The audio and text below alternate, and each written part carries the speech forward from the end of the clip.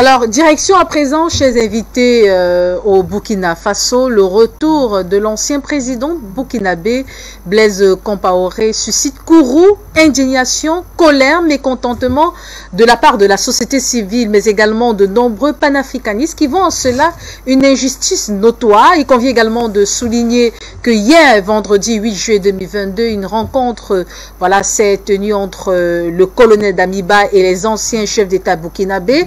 Une rencontre qui, pour d'aucuns, est plutôt considérée comme le reflet même d'une division totale de la part des populations au Burkina Faso. Alors, Monsieur Nestor Podassé, vous êtes activiste panafricaniste du côté du Burkina Faso. Cette rencontre a suscité le courroux des populations qui se sont même rapprochées justement auprès du domicile du colonel Damiba, exigeant aussi leur participation ou alors leur présence à cette rencontre. Comment avez-vous vécu cette journée du vendredi 8 juillet? Monsieur Podassé, vous avez la parole. D'accord. Donc, je disais que cette journée du vendredi 8 juillet a été une vendredi de honte pour tout le Burkina Faso, ainsi que pour les panafricanistes. Moi, je pense que Damiba a raté l'approche, c'est-à-dire la manière qu'il a procédé là. Pour moi, il a raté cela, quoi. Puisqu'il y a un mandat d'arrêt contre Blaise Compaoré. Blaise Compaoré a été condamné par la justice militaire burkinabé. Donc, s'il voulait vraiment faire la réconciliation, pour moi, c'était simple. Procéder à l'arrestation de Blaise Compaoré. Et même s'il y aura une grâce présidentielle après, ça peut venir après. De la manière qu'il a procédé, cela, au lieu d'unir, a plutôt divisé. Nous avons vu les partisans de Roch Kaboré aller encercler sa maison pour dire à Roch Kaboré de ne pas aller au palais négociant. Et Roch n'a pas pu sortir parce que ses partisans avaient encerclé sa maison. Vous avez vu, nous qui soutenons le dossier justice pour Sankara, notre avocat est sorti, l'avocat des familles Sankara est sorti, les avocats sont sortis faire un communiqué. Et on a même fait une conférence de presse hier pour dénoncer, pour interpeller la justice de procéder à l'arrestation de Blaise Compaoré. Vous avez vu la veuve Sankara qui est sortie, qui était indignée, qui a manifesté sa colère. Et vous avez vu aussi beaucoup d'acteurs de la société civile au Burkina Faso, partout dans le monde entier, ont réagi. Donc pour moi, Damiba a raté une occasion d'unir les Burkinabés. Donc je pense qu'il va tirer les conséquences de l'échec de la rencontre. Et chose qui, je vous apprends que Blaise est reparti aujourd'hui même à Abidjan. À l'heure où nous sommes en train de parler, il est en Côte d'Ivoire, il n'est pas resté. Juste après la rencontre, il est reparti aujourd'hui.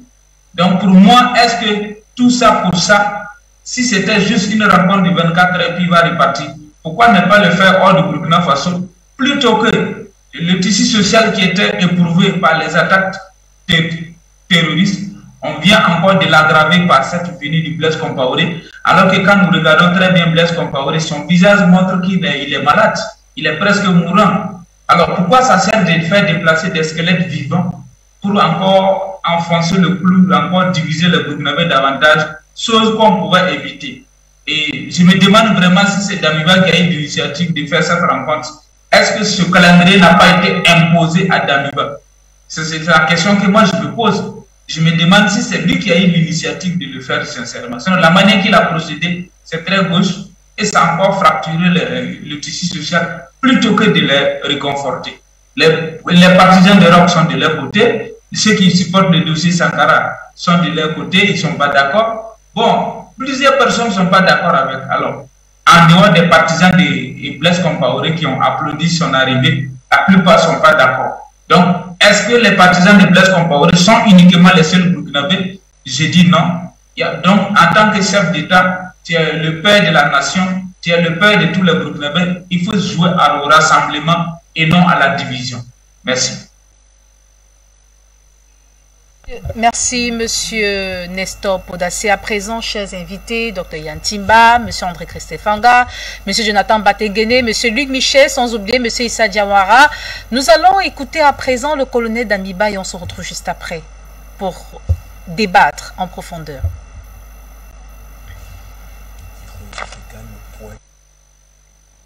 L'initiative de la rencontre avec leurs excellences, les anciens chefs d'État, poursuit un et unique objectif qui est la recherche de la cohésion sociale au regard de la situation difficile que traverse notre chère patrie de Burkina Faso.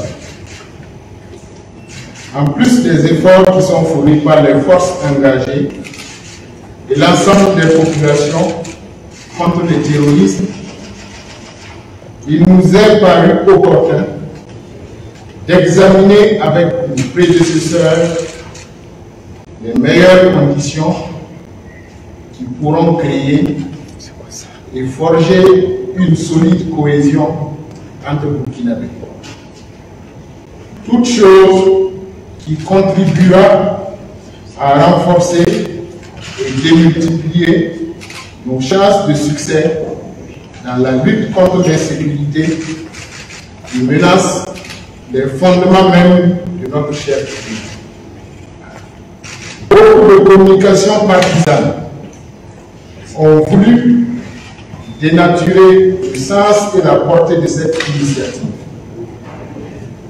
L'urgence de la préservation de l'existence de notre patrie commande une synergie d'action qui ne nous autorise pas à nous donner le luxe de perdre le moindre temps dans la polémique.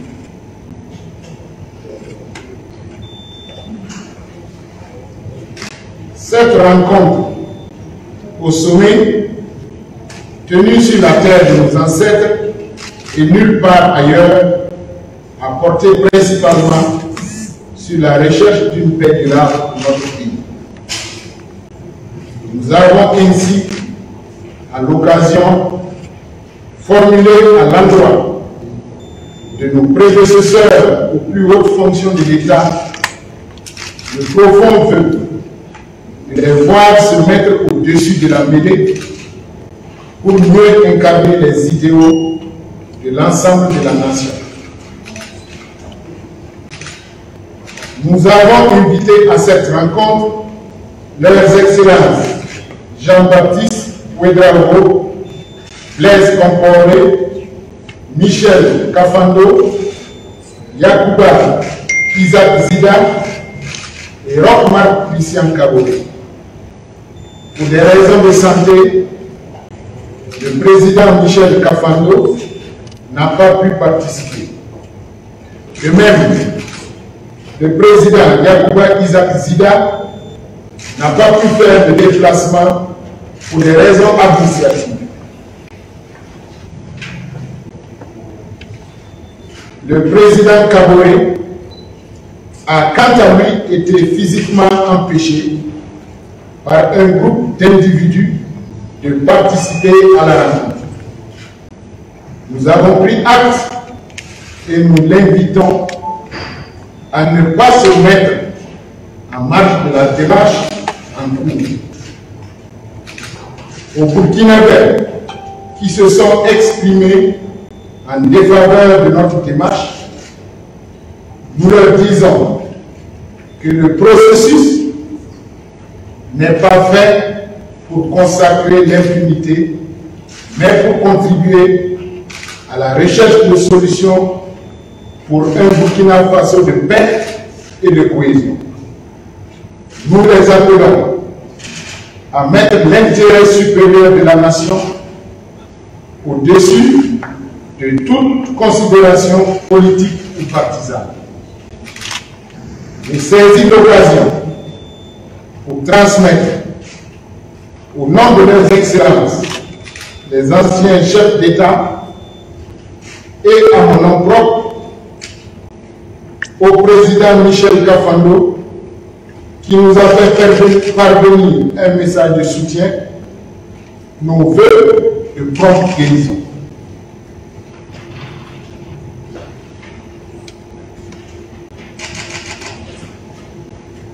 À nos aînés qui ont pris part à cette concertation d'intérêt national, nous réitérons toutes nos gratitudes pour l'effort consenti.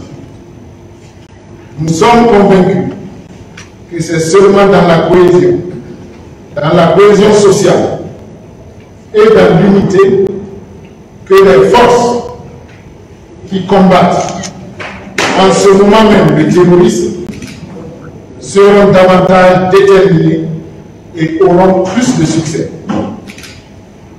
Des dispositions seront d'ores et déjà prises pour poursuivre en bilatéral les concertations avec les anciens chefs d'État qui n'ont pas pu participer à la présente rencontre et pour limiter également les résistances politiques, associatives ou tout autre contraire à la dynamique de recherche d'alternatives complémentaires pour la stabilisation du pays.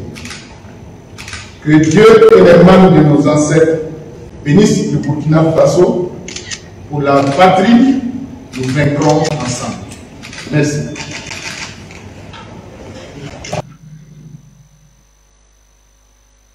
Si bien suivi justement cette conférence de presse du colonel Damiba en présence de l'ancien président burkinabé Blaise Compaoré. Alors, monsieur Luc Michel, retour de Blaise Compaoré, injustice notoire ou alors désir de réconciliation comme l'affirment certains hommes politiques?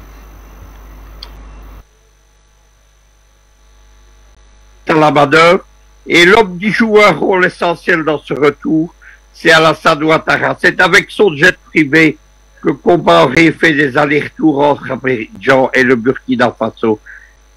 Paris est fragilisé. Il est fragilisé vis-à-vis des Américains qui ne veulent plus de lui au Mali. Et il est fragilisé vis-à-vis des Africains, notamment avec la révolution malienne. Depuis le coup d'État du colonel Damiba, certains avaient des doutes sur les ressorts qui animaient ce coup d'État. C'est un coup d'État france-africain et Damiba a pris le pouvoir pour empêcher l'arrivée d'Assimi Goïta au Burkina Faso. C'est scandaleux de voir que l'assassin de Sankara qui a été condamné est invité. Ce n'est pas d'ailleurs le seul individu trouble qui est invité puisque le lieutenant-colonel devenu général Zida, qui était l'homme des Américains au Burkina Faso et qui est poursuivi pour des faits de corruption très importants, a été aussi invité. Il s'agit d'une unité des forces de la bourgeoisie comprador derrière le nouveau régime de Damiba pour renforcer les Occidentaux et la CEDEAO. C'est inacceptable évidemment et je ne pense pas que les Burkinabés l'accepteront. Mais tout ceci s'inscrit dans une perspective, d'une part, le renforcement du régime Ouattara en Côte d'Ivoire, de l'autre, l'affaiblissement du régime Goïta au Mali. Voilà donc ce qui se passe. Il faut évidemment avoir aucune indulgence pour ces manœuvres politiques. Compaoré est un assassin, c'est l'assassin de Sankara. Il n'y a pas de raison de vouloir le réhabiliter et l'inviter. Et si on avait réellement, il est condamné à vie dans son pays, il devait être arrêté dès son arrivée sur le tarmac de l'aéroport, quitte à, comme l'a dit Bonassé, à ce qu'on le gracie après. Mais ceci est inacceptable. C'est une gifle aux partisans de Sankara et au peuple burkinabé. Alors, monsieur Issa Diawara, la question, je vous la renvoie. Retour de Compaoré, injustice catégorique ou alors une volonté de réconcilier les peuples, comme l'affirment certains hommes politiques? Madame, permettez-moi de vous dire clairement que ce n'est pas Damiba qui gère directement le Burkina, mais que c'est monsieur Alassane Ouattara qui est le réel président du Burkina aujourd'hui. Ça peut fâcher, mais c'est la vérité, c'est le cas. Ce même scénario que vous voyez au Burkina est en œuvre.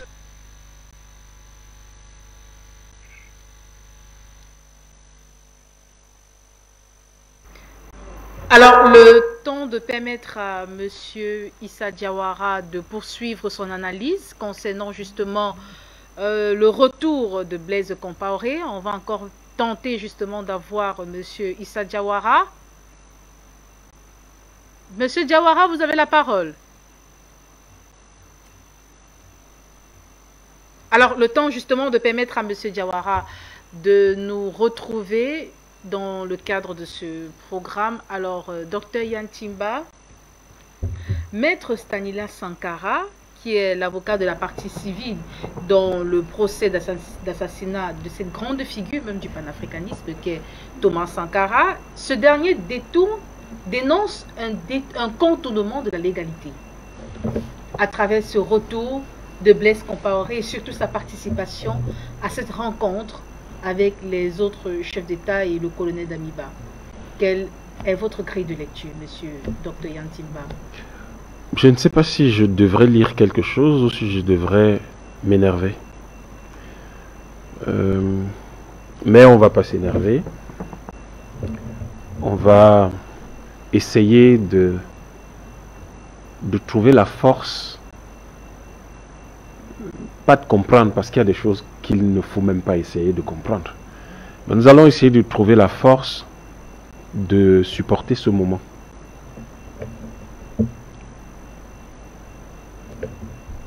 Le président du Conseil de la magistrature du Burkina a publié un communiqué de presse dans lequel il rappelle que nulle part, dans aucune disposition juridique au Burkina Faso, il n'existe un point qui dit que l'exécutif a le pouvoir ou l'opportunité d'évaluer les décisions de justice ou d'évaluer, pire, d'en évaluer l'exécution.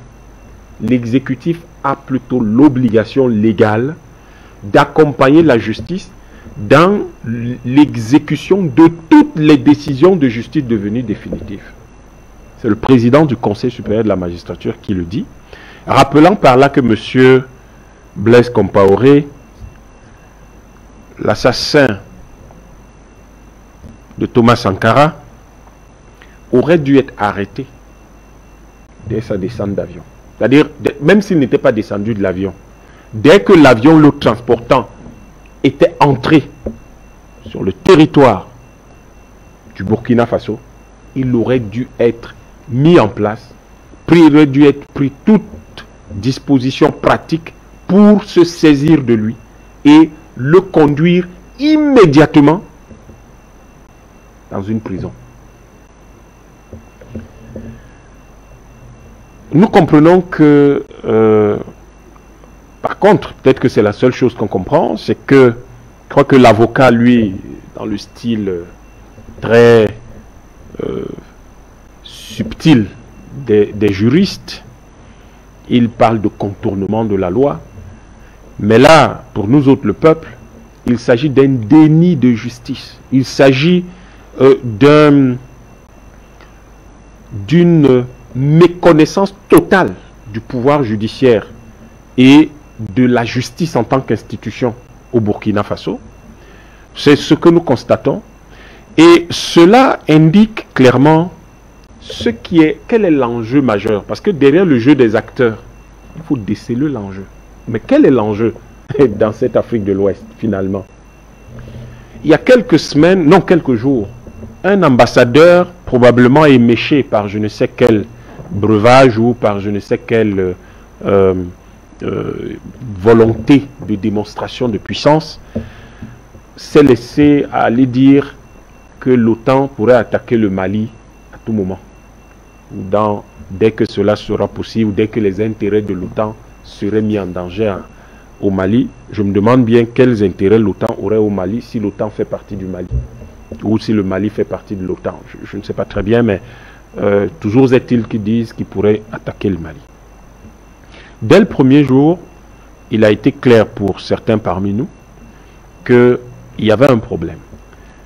Il y avait un sérieux problème au Burkina Faso et ce problème-là venait à la fois de l'institution à laquelle appartenait, du corps auquel appartient M. Damiba et qu'il faudrait bien comprendre, dont il faudrait comprendre la position en Afrique où on parle le français et utilise le franc CFA, mais surtout venait du fait que les accointances ésotériques du président du Burkina Faso peut vous amener à vous interroger très sérieusement sur sa capacité et sur sa vocation ou sa détermination, son engagement à s'occuper vraiment du Burkina Faso. Par-delà tout cela, on se pose quand même la question de savoir pourquoi faire partir vos prédécesseurs par la violence, par la force, par la brutalité, les chasser du pouvoir, pour revenir par la suite leur demander de voir avec vous comment régler le problème de la sécurité au Burkina Faso. Mais c'était plus simple puisque vous étiez commandant d'une région militaire. Mais c'était beaucoup plus simple à ce moment de leur faire part des difficultés auxquelles vous êtes confrontés et de régler le problème, ne serait-ce qu'en commençant par la zone que vous commandiez. Mais si vous les faites venir, c'est un aveu d'impuissance, d'incompétence, d'incapacité, d'inopportunité de votre coup d'État qui là tout de suite sont avérés. Et cela soulève donc la question essentielle. Pourquoi est-ce que ce coup d'État a été fait si celui qui en est le visage est incapable de régler les problèmes qu'il a dénoncés dans son premier discours? Pourquoi ce coup d'État a-t-il été fait? Finalement, qui a ordonné ce coup d'État? Qui l'a organisé? Qui l'a financé? Qui avait intérêt à ce que le coup d'État ait lieu? Qui soutient tout ce qui tourne autour de ce coup d'État? En matière juridique, en matière de droit, on dit que la clameur publique est ce qui indique le crime, mais que surtout, pour bien savoir, pour connaître les responsables, posez-vous la question essentielle qui est celle de savoir à qui profite le crime. À qui profite ce coup d'État?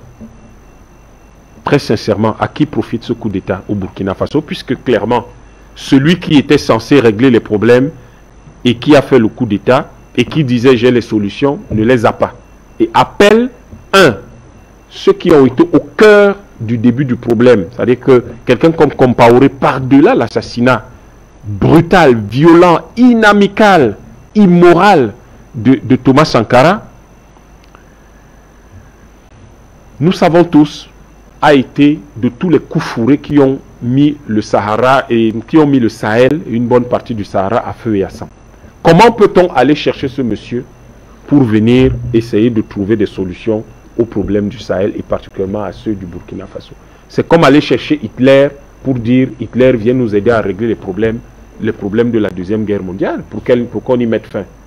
Il y a quelque chose qui ne va pas. C'est un peu comme si des Africains se lèvent et disent on va chercher, des Africains d'un pays où on parle le français se lèvent et disent on va chercher les Français pour qu'ils nous aident à régler les problèmes du colonialisme. On va chercher des Anglais pour qu'ils nous aident à régler les problèmes du colonialisme anglais en Afrique. Il y a quelque chose qui ne va pas. Ce sont eux qui ont provoqué ça et c'est à eux que ça profite. Alors, mais comment vous allez chercher ces gars-là? Et ensuite, vous vous posez quand même la question de savoir mais pour quelle raison est-ce que les partisans de Kaboré l'ont empêché d'assister à cela? Cela montre clairement que malgré les divisions politiques, les Burkinabés sont au moins unis sur une question. En tout cas, les Burkinabés sérieux sont unis sur une question. La figure de Thomas Sankara. C'est quelque chose de sacré, d'inviolable au Burkina Faso. Et donc, même si les partisans de Rochma Kaboré ne sont pas d'accord avec sont d'accord peut-être ou ne le sont pas avec le président actuel, ils ne tolèrent certainement pas la proximité avec celui qui a assassiné Thomas Sankara. Et je voudrais soulever quelque chose de très grave qui est donc en lien avec ce que l'ambassadeur disait. Ce que l'ambassadeur dit, nous savons très bien qu'en Afrique de l'Ouest ou sur la façade occidentale de l'Afrique, l'OTAN ne peut s'appuyer que sur deux pays principalement. Le premier, c'est le Maroc, qui a essayé de devenir membre de la CEDEAO. Le deuxième, c'est la Côte d'Ivoire. Donc le président avait utilisé le Burkina Faso comme base arrière du temps, du temps de Blaise Compaoré, qui est arrivé au Burkina Faso dans un jet privé de ce président-là. Il y a quand même matière à s'interroger. C'est-à-dire que les présidents africains certains présidents africains sont capables d'affréter le jet privé présidentiel pour transporter un truand, pour transporter quelqu'un qui a été condamné. Et n'oubliez pas, le président du Conseil supérieur de la magistrature rappelait que Blaise Compaoré était censé être, sa peine devait être menée, et ceux qui devaient veiller à ce qu'elle soit absolument pure, qu'il purge sa peine, ce sont les militaires, parce que sa condamnation relève du tribunal militaire. Or, l'État est dirigé par un militaire, et ce militaire-là ne veille pas à ce que l'armée fasse son travail comme il faut. Parce que la justice militaire est aux ordres de l'armée. Et le commandant en chef de l'armée viole clairement les dispositions même de l'armée. Et donc, l'OTAN qui va s'appuyer sur ces deux pays, peut s'appuyer sur ces deux pays-là. Je pense que les manœuvres ont commencé. Et ce qui se passe en Côte d'Ivoire, se passant en Côte d'Ivoire le 14, et ce qui est en train de se passer au Burkina Faso étant liés, vous comprenez qu'il y a là des manœuvres de compromission des élites dirigeantes, des dirigeants politiques de ces pays, qui sont clairement dans mettre le Burkina Faso dans une situation où nous devons contrôler le Burkina Faso par tous les moyens pour ne pas le perdre comme le Mali. Parce que le Burkina Faso, c'est au moins aussi riche que le Mali. Et dans le cadre de la stratégie de l'éco-Ouattara, comme on l'appelle généralement, le Wakron, voilà, c'est très drôle. Dans le cadre de la stratégie de l'éco-Ouattara, nous comprenons très bien que la perte progressive d'un certain nombre de pays risque d'affaiblir ou de réduire à néant la possibilité de la légalisation de l'éco par ces différents pays en Afrique de l'Ouest, et donc nécessairement la sortie progressive non seulement de la France et de l'Union européenne, mais de tout l'OTAN, de la zone de l'Afrique de l'Ouest. En attendant également que M. Diawara nous retrouve, alors M. Jonathan Batengene, la société civile et de nombreux panafricanistes disent non à ce retour de Compaoré. Ces derniers revendiquent haut et fort que justice soit faite, que l'intégrité territoriale soit rétablie, refonder l'État, mais également consolider les acquis démocratiques. Madame Capel, si on dit la société civile, des langues d'intellectuels occidentalisés traduiront activiste. Vous savez, le concept d'activiste peut être doublé d'une connotation, ou bien peut être adossé sur d'une connotation négative en fonction des contextes. Dit encore activiste panafricaniste, dans leur entendement, ça veut dire un double marginal, un double impair. Non, ce n'est pas une affaire qui est portée par les sociétés civiles. Ce n'est pas une manière de dire que ce que vous dites n'est pas vrai. Mais c'est pour dire que il faut bien que les Africains sachent qui tient ce discours. Le 7 juillet, 3 syndicats de magistrats dénoncent la violation et le déni de l'état de droit, et ils ne sont pas loin de dire la haute trahison du président Damiba. Ils disent ceci. Les 3 syndicats, c'est la SAMAB, syndicat autonome des magistrats du Burkina Faso, la SMB, syndicat des magistrats burkinabés, et le SBM, syndicat burkinabé des magistrats.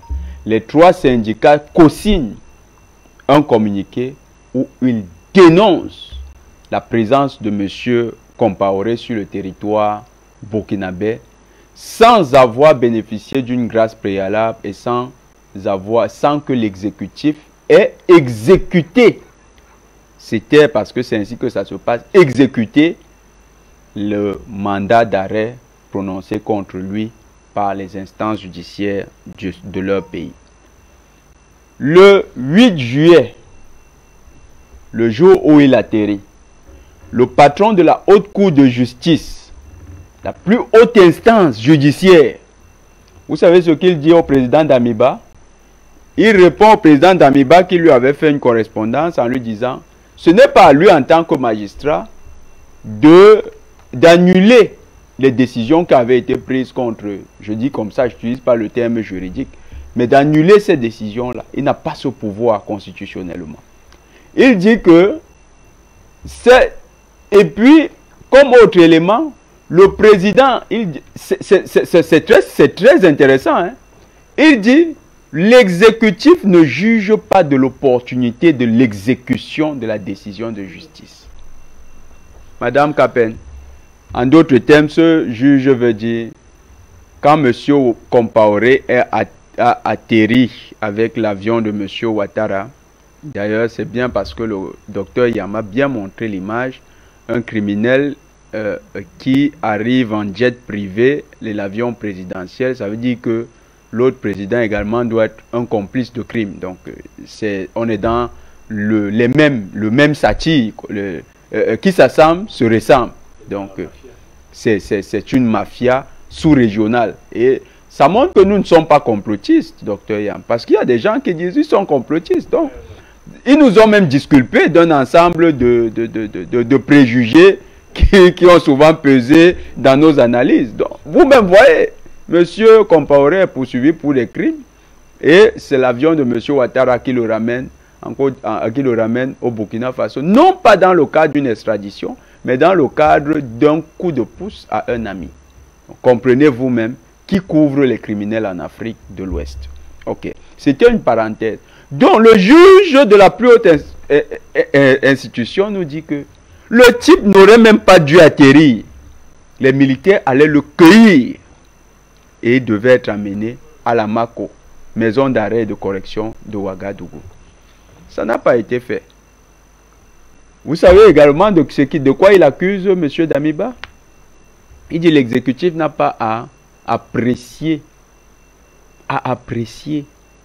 le délai d'exécution. Il n'a pas choisi l'opportunité de l'exécution. Mais il vient de dire à M. Damiba que, un, vous déniez l'état de droit, deux, constitutionnellement, vous venez de vous porter contre la Constitution dont vous êtes le garant. En d'autres termes, M. Damiba subtilement est soupçonné, mais il est accusé par ses magistrats de haute trahison vis-à-vis de la nation burkinabé. Il est donc désormais en situation, du point de vue légal, d'infraction. Donc lui-même peut désormais faire l'objet de poursuites judiciaires. Parce que si le sous-préfet de votre localité, au nom de l'ordre public, ne restaure pas l'ordre public suivant les règles qui ont été édictées, c'est au nom de cela qu'on parle souvent de responsabilité, je crois bien, docteur Yam.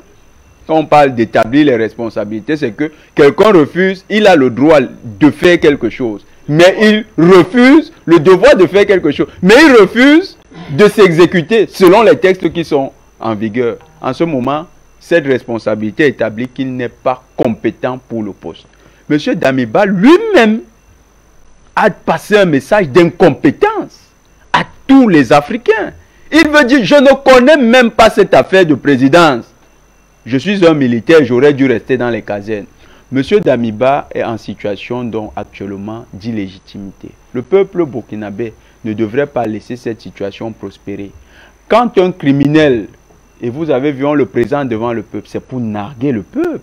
Quand des criminels peuvent déjà se placer devant le peuple avec le président et tenir une conférence de presse, c'est une manière de dire qu'ils sont désormais intouchables. Et c'est au peuple burkinabé de restaurer son honneur, de rétablir l'état du droit. C'est pourquoi le peuple burkinabé est invité à se montrer indocile. Il faut être indocile.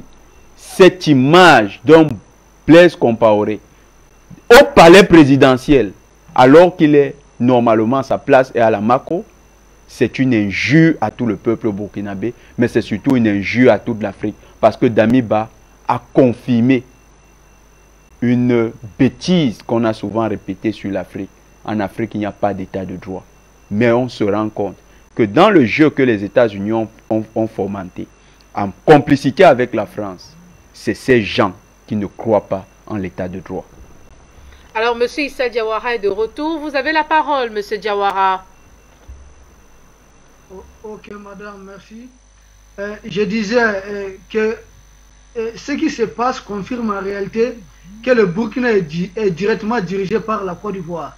N'oubliez pas que c'est semblant en tout cas des scénarios de réconciliation se passent actuellement en Côte d'Ivoire, où le 14 juillet d'ailleurs, M. Ouattara doit rencontrer le président Gbagbo et l'ancien président Arikona Bédié. C'est la même chose qu'on est en train de répéter en Côte d'Ivoire. Et Damiba aussi veut copier un peu ce sur laquelle bien sûr notre la par le navire Draman Ouattara. Alors, quelques petits soucis techniques avec M. Issa Diawara. Alors, le temps de revenir à M. Issa Diawara pour qu'il puisse poursuivre son analyse concernant le retour de Blaise Compaoré au Burkina Faso. M. André Christelle Fanga, retour de Blaise Compaoré. Injustice notoire pour de nombreux panafricanistes. Et surtout, contournement de la légalité selon certains avocats qui sont en charge de ce procès d'assassinat de Thomas Sankara. À quoi s'attendre aujourd'hui? À quoi s'attendre demain, on va le dire ainsi? À une libération totale de Blaise Compaoré ou alors un retour, une incarcération? Merci, Madame Capel. J'ai bien compris votre préoccupation. Permettez-moi de faire le deuil. Le deuil de notre cher et beau pays, le Burkina Faso. Le deuil de notre figure historique, Thomas Sankara. Quand je vous disais ici que l'Afrique a un problème, les 3 F. Les gens pensaient que je blaguais. Les 3 F sont la France, la franc-maçonnerie et le franc CFA. Si on se débarrasse de ces 3 F, nous allons être libres. La franc-maçonnerie vient de nous montrer à Mondiovision que vous ne valez rien. Nous, on peut tuer. On se balade, on boit le sang, on se balade comme on veut. Vous n'allez rien faire. C'est simplement ce que ça veut dire. C'est un conglomérat d'assassins. Je dis bien un conglomérat d'assassins. Commençant en Côte d'Ivoire. Parce que quand, d'ailleurs, tout le monde sait que Ouattara c'est un assassin. Quelqu'un ne peut pas avoir un marché sur près d'1 million de cadavres pour devenir chef d'État. Et ce n'est pas quelqu'un qui a seulement tiré juste sur un personnage, n'est-ce pas? Blaise Compaoré a juste tiré sur Thomas Sankara. Donc ce n'est que normal qu'il prenne tout un jet privé et lui donne. Il n'a rien fait.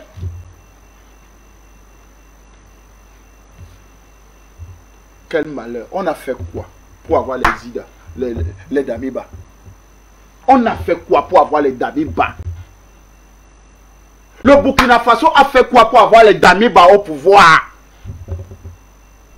On a fait quoi pour avoir ce conglomérat de criminels qui vient se présenter devant le peuple? Et le peuple burkinabé regarde. J'ai les larmes aux yeux. C'est un spectacle désolant, cher Burkinabé. Ce n'est pas croyable qu'on soit encore dans ce genre de scénario. Si les militaires qui sont au pouvoir ne sont pas capables, mais ce n'est pas vous qui avez chassé Blaise Compaoré du pouvoir, sans armes.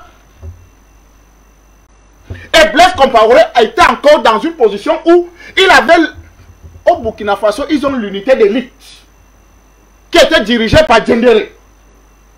Mais le peuple a décidé de chasser M. Blaise Compaoré et les Djendéré, malgré les armes, malgré tout l'armement qu'ils avaient. Zida c'est qui? Damiba c'est qui? Par rapport à Djendéré.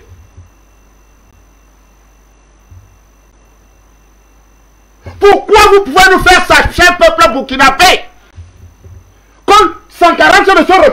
tombe, il se retourne encore, il se retourne parce que on vient vous présenter Blaise Compaoré. Les magistrats ont parlé, hein. Ce n'est que le parler, mais ils peuvent enclencher une procédure. Ils peuvent demander que l'application. Et si les militaires ne sont pas capables d'aller appliquer, le peuple peut l'appliquer. Si le peuple a plus bloqué M. Rochman Kaboré chez lui, le palais là n'appartient pas à Damiba et ses amis. Hein. Et je pense que la plupart des palais chez nous en Afrique, on les appelle les palais du peuple.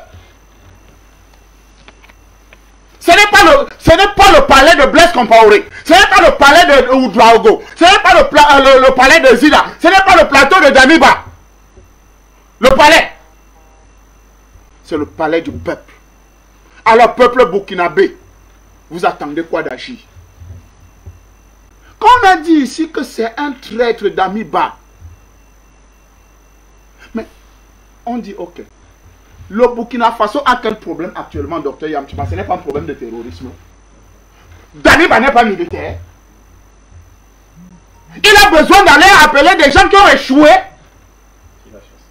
et qu'il a chassé du pouvoir pour venir l'aider à réfléchir comment on va résoudre les problèmes sécuritaires. Expliquez-nous ça pour qu'on comprenne. Mais vous comprenez que la confrérie maçonnique des assassins, des mangeurs de bébés, de buveurs de sang se sont réunis, ils ont dit on va vous montrer que tout ce que vous bavardez là c'est zéro. Vous n'êtes pas capable de nous arrêter quand on a décidé de faire. Parce que l'objectif c'est que comme le Mali s'est échappé, parce que la vérité c'est que je dis encore aux Maliens, ne vous fiez pas à l'enlever des sanctions. Le complot est plus loin que ça. On va installer des gens, des parachutistes, des machins, des commandants, tout ça, à partir de Burkina Faso. C'est pour ça qu'on a fait venir Blaise Compaoré pour lui venir montrer la stratégie de comment attaquer le Mali à partir de Burkina Faso. Parce que c'est lui qui a montré, c'est lui qui a élevé, qui a encadré toute la rébellion de cette sous-région. C'est Blaise Compaoré qui a encadré toutes les rébellions. C'était lui le patron, c'est lui qui les nourrissait, c'est lui qui négociait avec eux. Mais Ouattara arrive au pouvoir grâce à qui? Blaise Compaoré.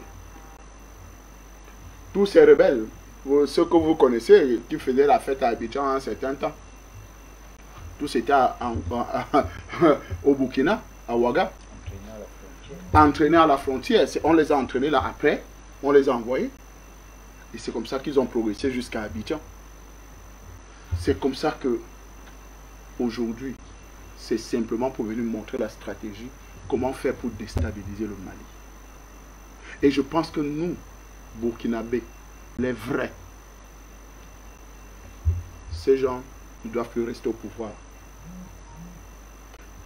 Damiba doit être chassé. Je dis bien, mais écoutez, qu'est-ce qui vous fait peur là? Où est le problème? Kafando dit qu'il est malade.